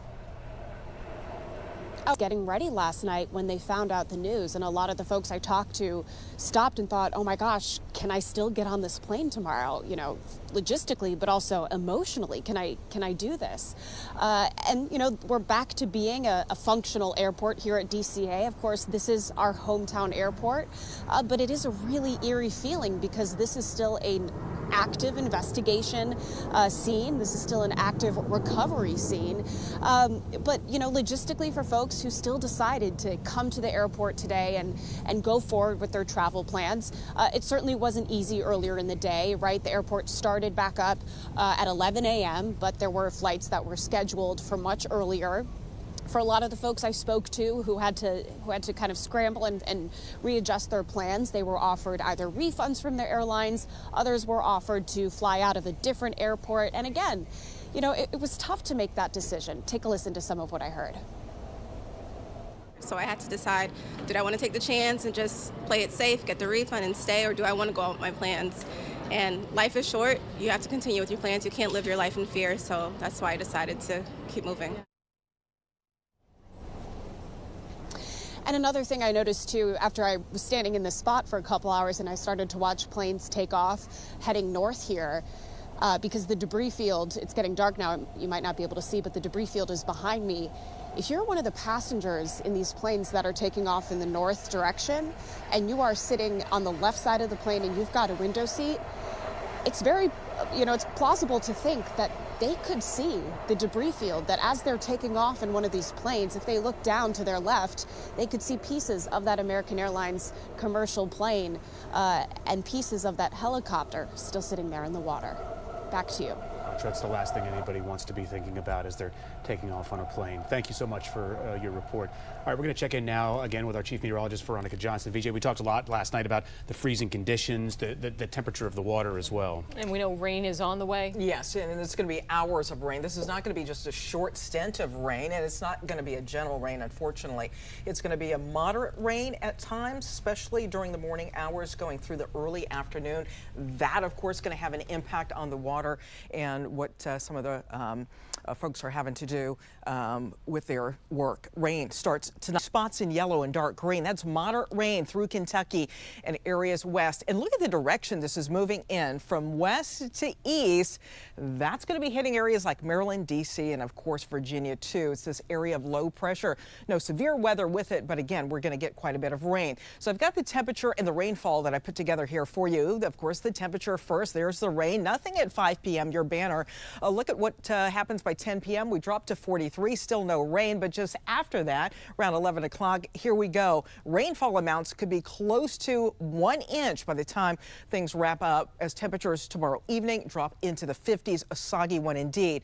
Flood watch is now out for western Maryland, but that may change with more areas included. I'll show you the area-wide rainfall totals that I'm expecting coming up next. BJ, thank you. We're going to take a quick break here. We'll be back with more updates in just a couple of minutes. All right, stay with us right here on 7 News.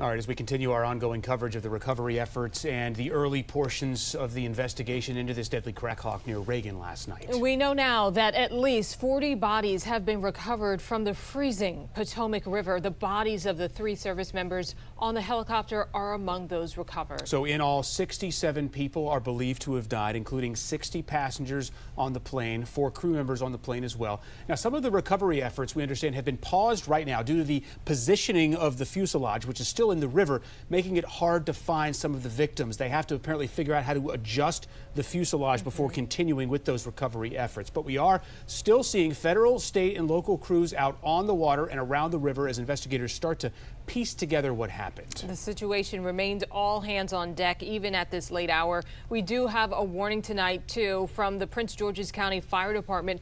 They're telling people not to touch or even remove items from the Potomac or Anacostia rivers that could impact the investigation. Instead, they're urging people to call 911. Now, one thing that investigators are sure to examine is a decision by air traffic control diverting that American Airlines flight to a different runway just a few minutes before the crash. Yeah, that's what we've heard in recordings from the control tower to the aircraft. A few hours ago, I talked to an aviation expert about whether or not that's an unusual request.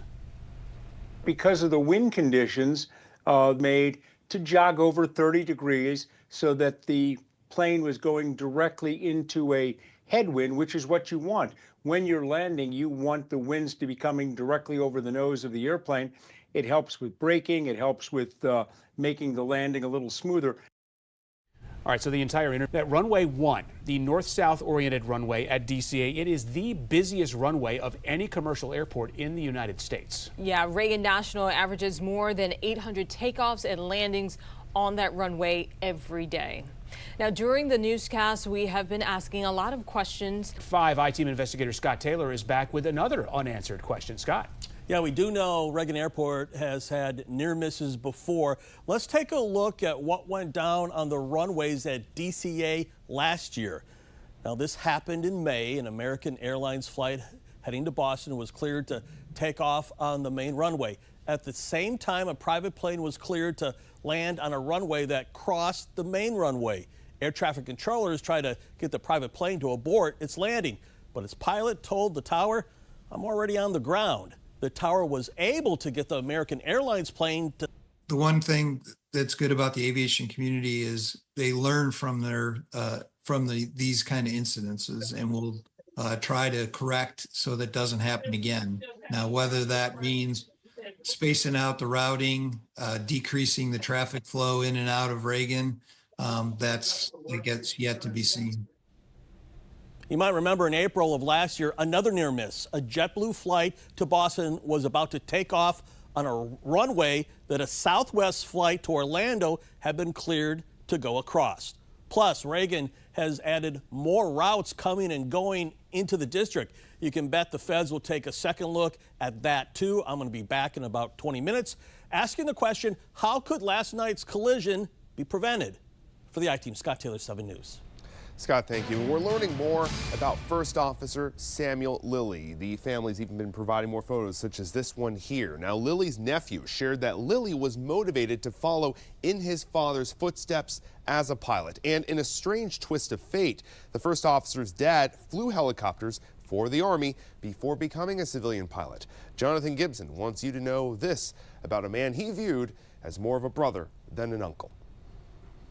He's a great guy to be around. Great guy to hang out with. He loved my mom and all of us very much. And I mean, he's just a great, caring, loving guy. You can just hear the emotion in his voice. Very difficult, and a lot of his family members have been sharing reflections. Clearly, he was very loved. Samuel Lilly was recently engaged, set to be married later this year. Certainly a very tough loss. Oh, absolutely. There is so much pain across the country tonight. Thank you for that information about yet another victim. Well, we're going to check back in again with Chief Meteorologist Veronica Johnson. And VJ, we've been talking about weather conditions. Yesterday, the water temperature was a big factor with that surge happening. Are conditions tonight pretty much the same?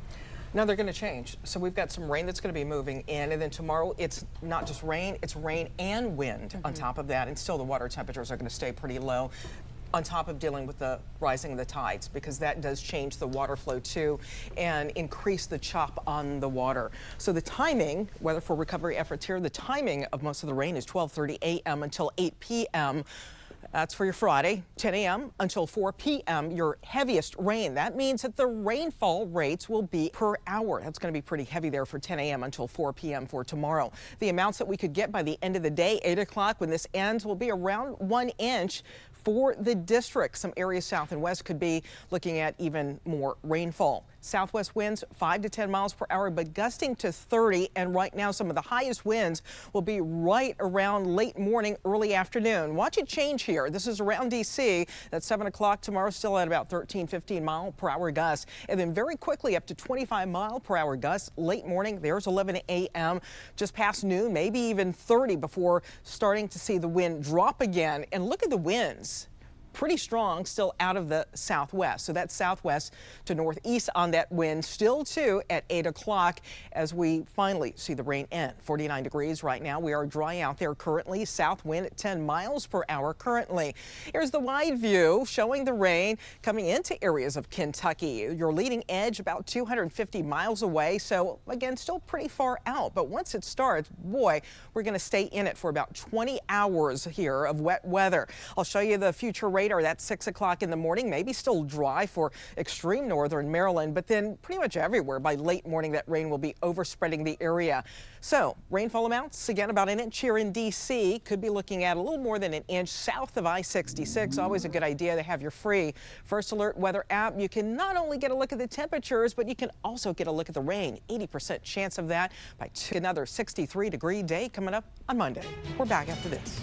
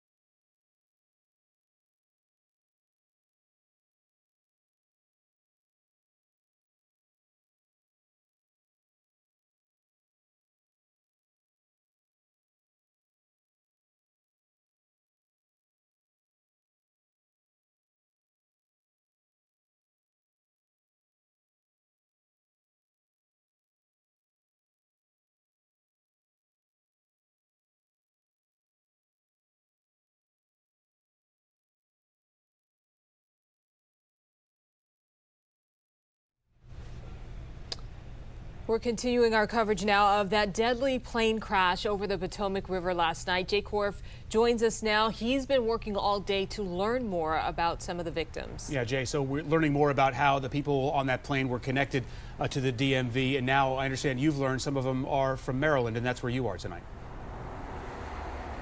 That's right, Adam and Michelle. We've been talking with a number of sources throughout the DMV, and we have confirmed, this information confirmed to 7 News, that at least 4 of those who perished were from, they called Southern Maryland home, Prince George's, Calvert, and Charles County areas, and that at least 3 were dear friends who were coming home from a hunting trip in Kansas. We should also note that United Association, that's the international and national union for pipe fitting and plumbing industry individuals, they confirmed on social media that 4 who perished were steam fitters who worked out of UA Local 602.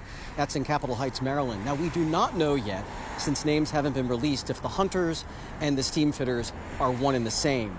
Now, today, United Association officials put out a statement that reads in part, "We are heartbroken to confirm that 4 members of UA Steamfitters Local 602 were among the victims of that American Airlines crash.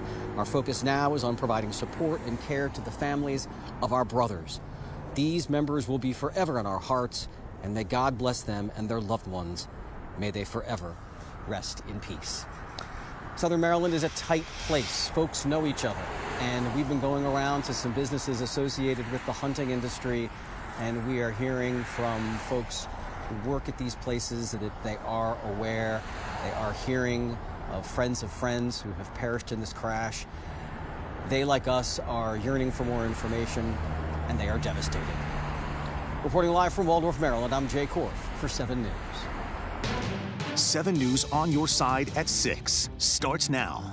We begin with a breaking news alert. And right now at 6 o'clock, our extensive team coverage continues on what's being called the nation's worst air disaster in a generation. These are new photos of the Army helicopter that collided with a passenger jet near Reagan National Airport, killing everyone on board. Good evening. I'm Michelle Marsh. Thank you for joining us. I'm Adam Longo. Our 7 News reporters are stationed throughout the region, hearing from investigators at the airport and also speaking with people in the impacted communities. We're going to check in with them in just a few moments. First, though, we've got breaking new details on the investigation itself. So from the FAA, we are hearing that staffing in the control tower at Reagan was apparently not normal when this crash happened. So a report says one person who was in the control tower was actually working 2 different positions for the aircraft, for the airport at that time. Of course, the busiest runway in the country there, runway 1 as well. Now, the president of the Air Traffic Controllers Union releasing a statement saying, listen, it's too early to speculate about what caused the crash. He went on to say that they will wait for the NTSB to finish investigating and then, quote, use that information to help guide decisions and changes to enhance and improve aviation safety. Meantime, President Trump also just signing an aviation order rolling back federal diversity initiatives after he initially blamed DEI for the crash. Here was his reply when a reporter asked him to clarify his remarks. Mr. President, to be clear, are you saying race or gender played a role in this tragedy? It may have. I don't know. Incompetence might have played a role. We'll let you know that. But we want the most competent people. We don't care what race they are. Now, we're also learning tonight that 40 victims have been pulled from the Potomac River, and further recovery efforts are now on hold. That's because emergency crews say they aren't able to get to any more victims without having to reposition the plane, which actually landed upside down, and it was split into 3 different pieces. Now, tonight we're also learning more about some of the lives lost. On your screen here, 2 of the 4 crew members who were on board last night on the left, one of the pilots on the right, one of the flight attendants. 14 figure skaters, we understand, were also on that plane traveling back from the national championships in Wichita. You're seeing 2 of the skaters and their coaches, all 4 traveling back from Wichita. And just moments ago, our sister station in Ohio confirmed Lily says she worked as an attorney in D.C. Yesterday was her 33rd birthday. So many hard stories to cover this evening. Loudoun and Fairfax County Public Schools, they have also confirmed that former students were on the plane. We now know that 2 young girls from Loudoun and their dad were on board as well. Yeah, we've been hearing throughout the evening from 7 News reporter Nick Minock. He is live at the Ashburn Ice House in Loudoun County. Nick, you've been talking with some people who knew the victims. We can only imagine just how emotional this day is for all of them there. That's right. And the family you just mentioned from Loudoun County, their entire family is lost. They lost their lives in that plane crash. And ABC Justina Byer were killed in that crash. ABC confirmed with Andrew Byer. Andrew is now left with their 6-year-old son. So a lot of impact here in Loudoun County and Fairfax County. I'm live outside the Ashburn Ice House, where a lot of these young girls and boys were skaters here. This was their community. And I've been speaking with people who've been going inside with flowers and setting up a memorial, a growing memorial inside to show their condolences, comfort each other. And I spoke to a 10-year-old girl who knew Brielle, and I spoke to her daughter, her father rather. Take a listen.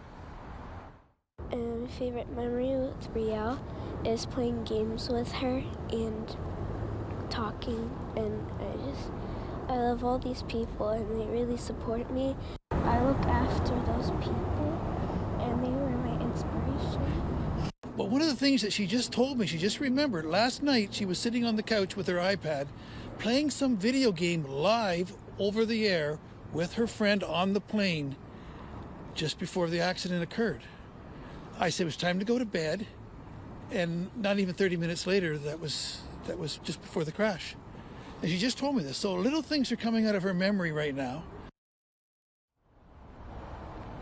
It's so important for parents to keep the open dialogue because these young people are going through a lot at this time. American Airlines has issued a hotline for loved ones of those on board. The number is on your screen. Visit news.aa.com for additional phone numbers. John.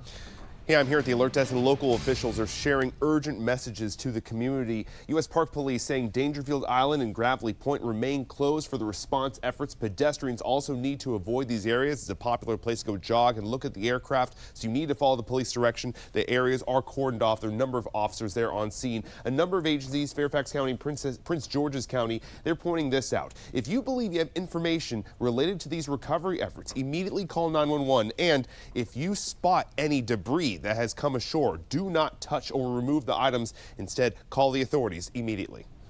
Thank you. And 7 News, Victoria Sanchez joins us live now from Reagan. And Victoria, right now the NTSB says they're still working to get the flight data recorders. We understand they're still submerged in the water. Any idea or indication when they will be removed? No, and they're not giving any indication on when they think they could be removed. Right now, they are saying that they are underwater. To them, eventually, once they're able to get underwater, get the fuselage, get the helicopter, but that's going to take some time, especially with the current that's moving down the river and then with the rain coming tomorrow. I want to give you a little bit of update on what we're seeing here at Reagan National. While there are flights going in and out, as a grim look on their face because they know exactly what happened, all those lives lost last night. I spoke with Montgomery County Police Chief Corey Smedley. He was here just walking around, seeing how things were going. And I asked him, is his agency involved in the search and rescue and recovery? And he said, not right now. What they were asked to do last night is just to backfill the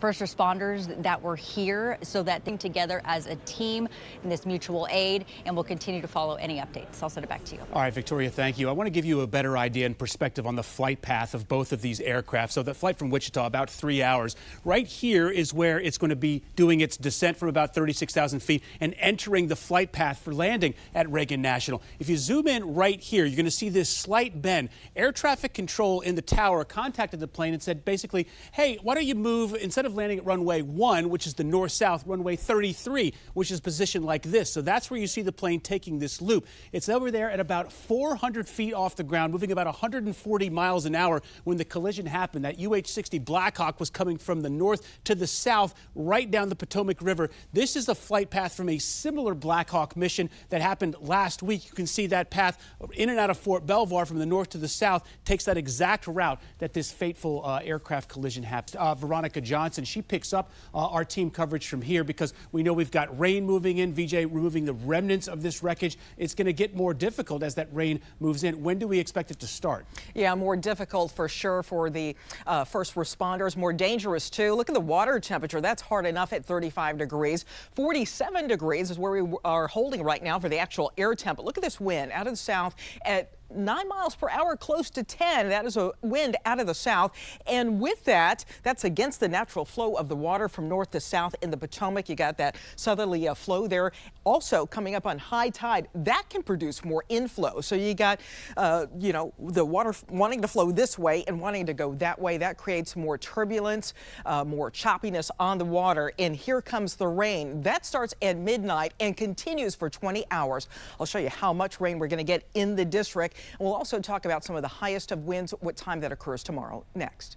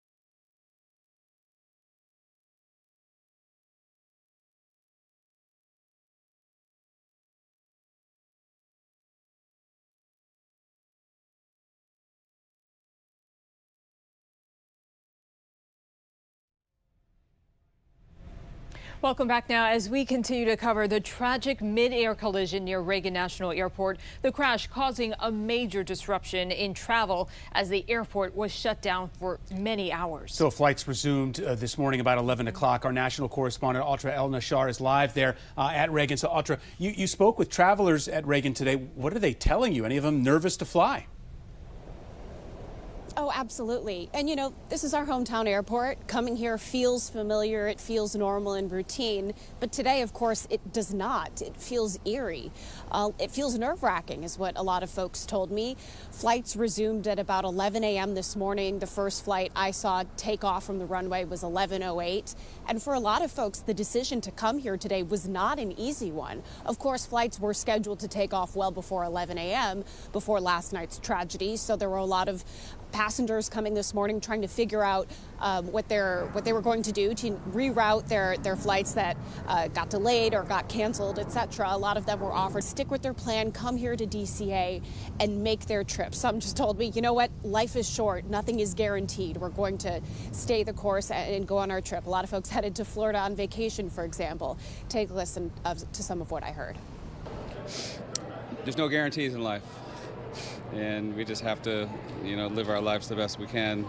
under the conditions, that we have and the strength and guidance that we have. So I had to decide, did I want to take the chance and just play it safe, get the refund and stay, or do I want to go on with my plans?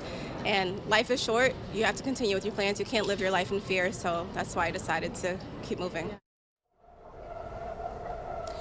And since I've been standing here, something else I have to point out, the flights that are taking off to the north, if you are a passenger sitting on the left side of the plane and you've got a window seat, there's a very good chance, maybe not so much now that it's dark out, but even with the lights of the first responders potentially, but certainly during the day, there's a very good chance that you could look down and see the debris from the American Airlines plane and the Black Hawk helicopter still floating in the Potomac. Live at Reagan National Airport, I'm Atrell Nishar, 7 News. Audra, thank you. Back at the alert desk, we now have a couple of faces to share with a name that we spoke with about moments ago. This is Brielle and her mother, Justina Beyer. Our Nick Minock was out in Ashburn, and he heard from a little girl, Alexis, who was friends with Brielle. 2 more of her friends and a coach were on the flight from Wichita that crashed. Alexis said her favorite thing was playing video games with Brielle.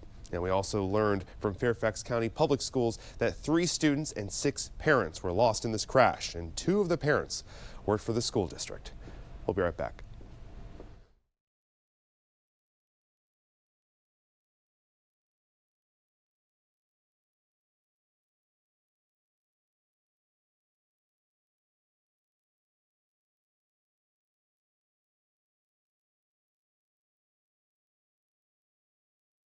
To say I'm Josh Chapin or just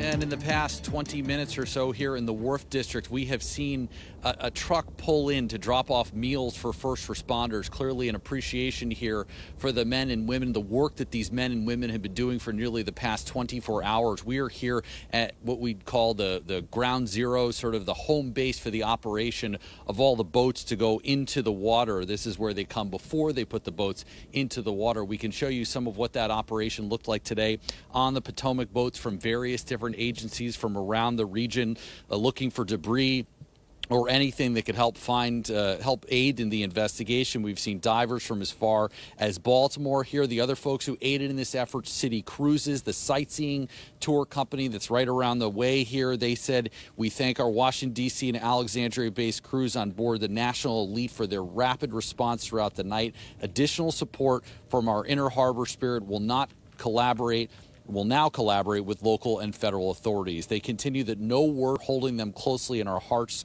a statement felt by us all tonight. In the Wharf District, I'm Josh Chapin, 7 News. Josh, thank you so much. All afternoon, we have been asking questions about the collision at DCA. All right, so now we want to turn to I-Team investigative reporter Scott Taylor for our final unanswered question of the evening. So, Scott, what is it that you want to know?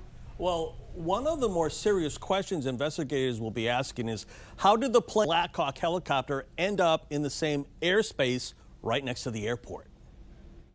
It's crystal clear that the American airline plane had to make a turn at the end of its approach to Reagan Airport so it could land on a specific runway.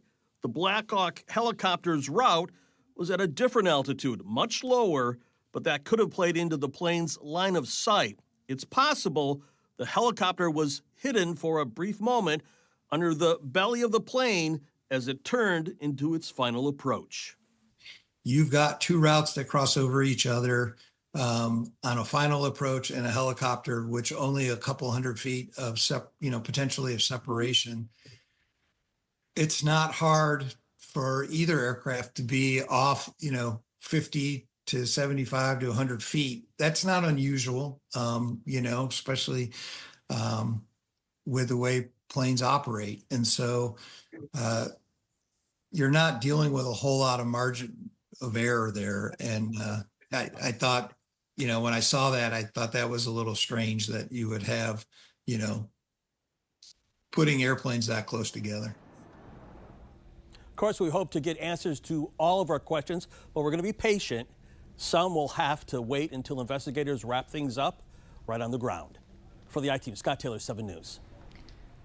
Rain starts tonight, and the kind of rain we're going to get, it's been a couple of weeks since we've had the intensity of this kind of rain, the amount of this kind of rain. I'll get right to it here. This is 11 o'clock this evening. Luray, Warrenton, Culpeper, Fredericksburg, your rain potentially starting and then quickly overspreading the area. That'll be one wave going through that 2-3 o'clock hour in the morning. But for 6, for 7 o'clock, those early morning hours, the morning rush, it's going to be pretty soggy, especially south of D.C. By noon, look at the wave of moderate to heavy rain. Noon, 1 o'clock, 2 o'clock. That's in yellow, even some orange shading showing up, pretty heavy coming down. And that is going to be also with wind out of the southwest as this area of low pressure lifts on through us. By 6 o'clock, still raining. I-95 still coming down. That's about 20 hours before it exits by around 10 p.m. tomorrow. Meanwhile, for the recovery efforts, your intensity heaviest 10 a.m. till 4 p.m. with winds that could gust around 30 miles per hour. You're looking at about an inch of rain. Sunshine coming our way, though, this weekend, especially Saturday, just under 50, but the high tomorrow, 56. Over the weekend, the U.S. Figure Skating Championships wrapped up in Wichita, Kansas. Then in the following days, the competition, the U.S. Figure Skating hosted a national development camp. It's basically a launch pad for the next generation of skaters who aspire to earn a spot on Team USA. As we just learned, many of the people in the plane crash were returning home from that development camp in Wichita. Now, earlier today, former Olympic figure skater Nancy Kerrigan offered her condolences.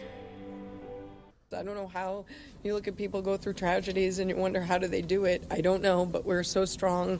Somehow we have a reservoir to dig from, and each one of them are strong enough to get through this somehow. It will take time, but look beside you, there's somebody that cares, and I don't know, tell people around you that you love them because you just never know. Yeah, so much emotion. Certainly everybody involved in the sports community mourning this horrible tragedy that has impacted our region. We'll be right back.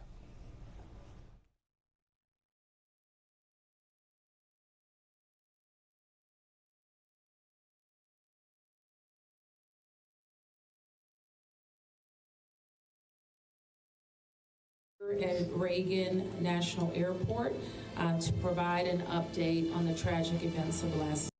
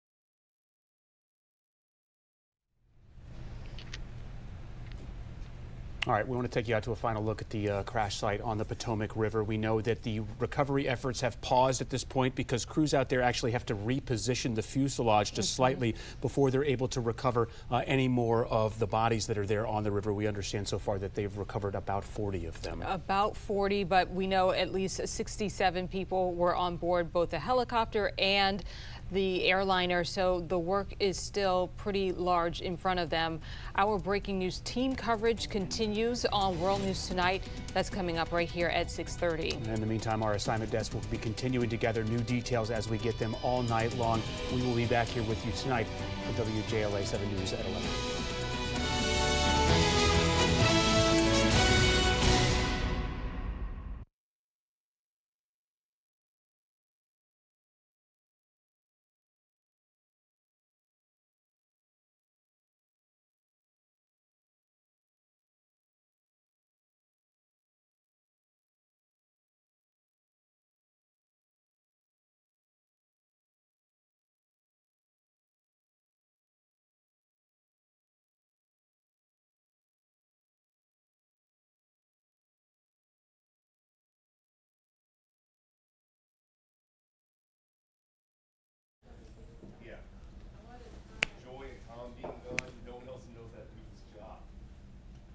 Yep.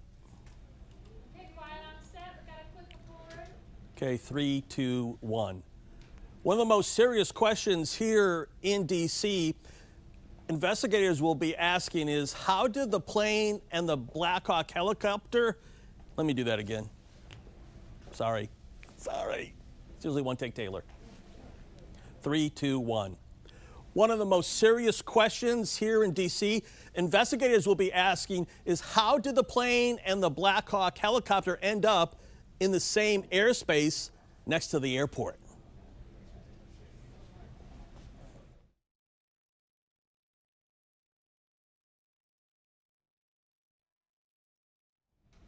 Three, two, one. We hope to get answers to all of those questions soon, but we're going to be patient about it. Some will have to wait until investigators wrap things up right here on the ground. For the I-Team, Scott Taylor, 7 News.